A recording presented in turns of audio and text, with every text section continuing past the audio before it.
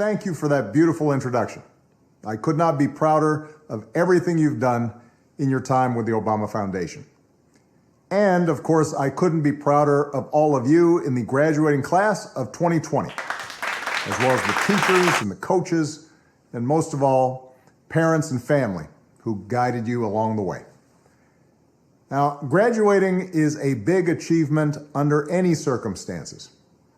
Some of you have had to overcome serious obstacles along the way, whether it was an illness or a parent losing a job or living in a neighborhood where people too often count you out. Along with the usual challenges of growing up, all of you have had to deal with the added pressures of social media, reports of school shootings, and the specter of climate change. And then, just as you're about to celebrate having made it through, just as you've been looking forward to proms and senior nights, graduation ceremonies, and let's face it, a whole bunch of parties, the world is turned upside down by a global pandemic.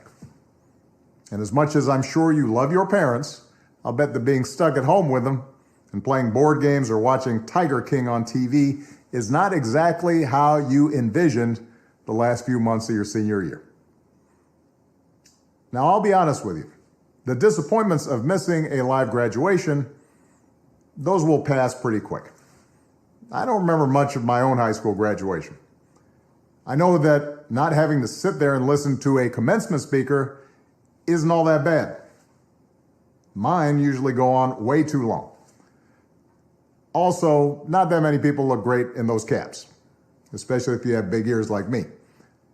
And you'll have plenty of time to catch up with your friends once the immediate public health crisis is over.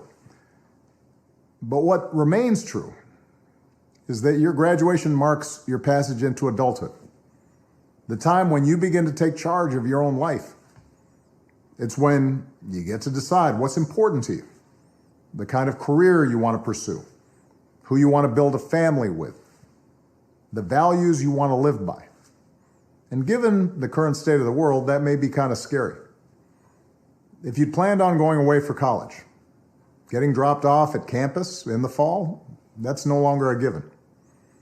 If you are planning to work while going to school, finding that first job is going to be tougher. Even families that are relatively well off are dealing with massive uncertainty. Those who were struggling before, they're hanging on by a thread. All of which means that you're going to have to grow up faster than some generations.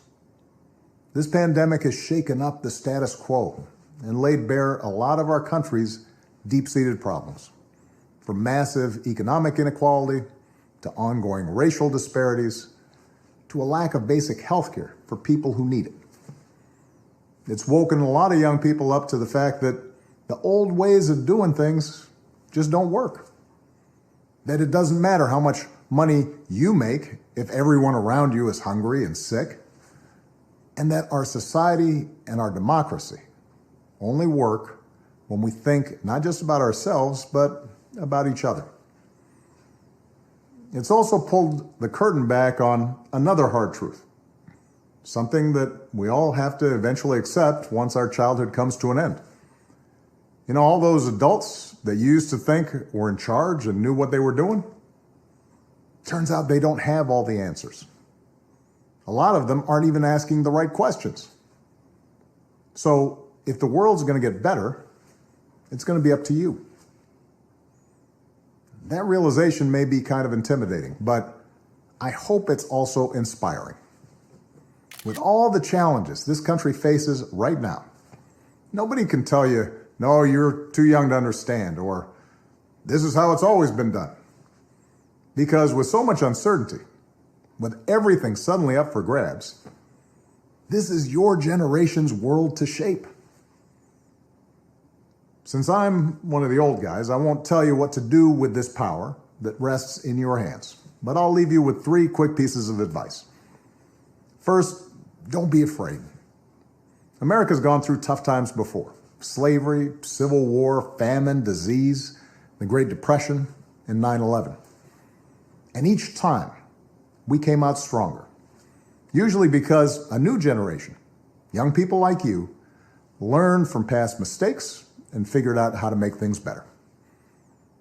Second, do what you think is right.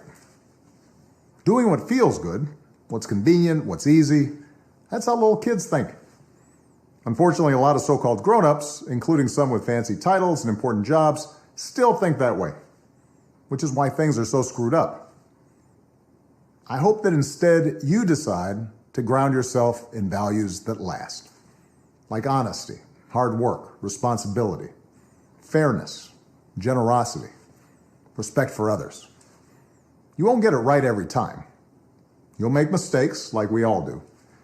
But if you listen to the truth that's inside yourself, even when it's hard, even when it's inconvenient, people will notice. They'll gravitate towards you, and you'll be part of the solution instead of part of the problem. And finally, build a community. No one does big things by themselves. Right now, when people are scared, it's easy to be cynical and say, let me just look out for myself, or my family, or people who look or think or pray like me. But if we're going to get through these difficult times, if we're going to create a world where everybody has opportunity to find a job and afford college, if we're going to save the environment and defeat future pandemics, then we're going to have to do it together. So be alive to one another's struggles. Stand up for one another's rights. Leave behind all the old ways of thinking that divide us: sexism, racial prejudice, status, greed, and set the world on a different path. When you need help, Michelle and I have made it the mission of our foundation to give young people like you the skills and support to lead in your own communities and to connect you with other young leaders around the country and around the globe. But the truth is, you don't need us to tell you what to do, because in so many ways, you've already started to lead. Congratulations, class of 2020. Keep making us proud.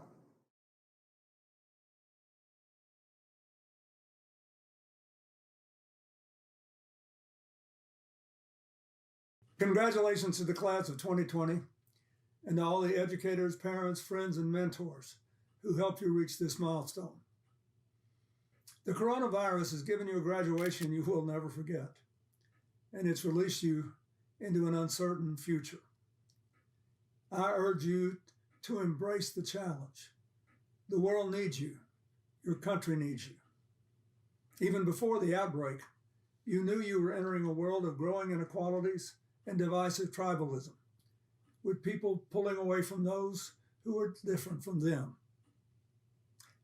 Seething resentments and a broken information system have empowered those who, for profit and power for themselves, are willing to inflame our worst instincts. It's put your future, our democracy, and our very planet at risk. In ways large and small,